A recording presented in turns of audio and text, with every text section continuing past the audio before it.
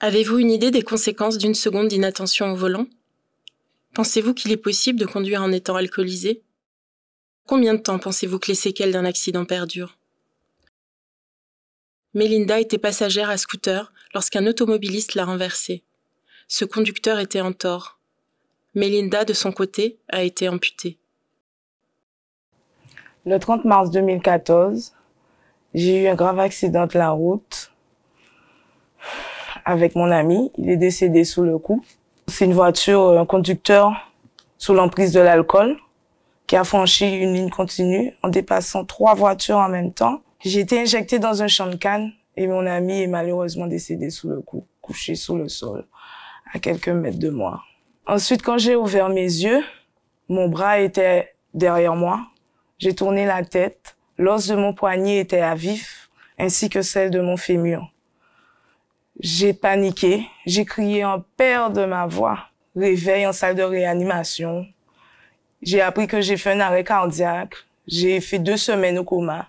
Suite à mon accident, j'ai eu un traumatisme crânien dont je vis avec des crises d'épilepsie fréquentes. Cela m'a laissé aussi beaucoup de séquelles.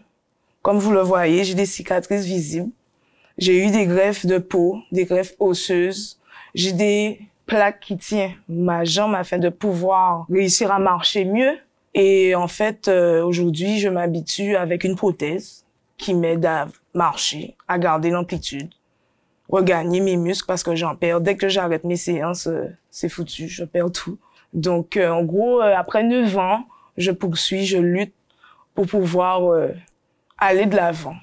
Aujourd'hui, ce qui m'aide à tenir, c'est tout le soutien que j'ai du côté de ma mère, de mes sœurs, de mes proches, de mon compagnon et mes amis et mes petites nièces. Elles me redonnent le sourire. Quand j'ai mal, elles me massent. Donc, ça me montre qu'ils sont là pour moi, donc je dois être là pour eux. J'aimerais lancer un appel aux conducteurs qui prennent le volant, qu'ils ne soient pas alcoolisés, qu'ils prennent conscience du danger qu'ils peuvent causer sur la route. Ils peuvent rendre quelqu'un invalide à 100% ou à 80% comme moi, ou prendre la vie de quelqu'un. Je souhaite conseiller aux motards de s'équiper, d'avoir des gants, de ne pas porter de shorts ni de sandales, car moi, si je savais ça, aujourd'hui, je serais pas comme ça, car cela nous permet d'avoir moins de blessures et sauver notre vie. Aujourd'hui, j'ai perdu mon ami. Il n'a pas demandé à être mort. Et vivre avec cela, c'est un poids pour moi, jour après jour. Donc, vous, en tant que conducteur, si demain vous avez un accident, vous serez dans la même situation que moi et je demande pas ça.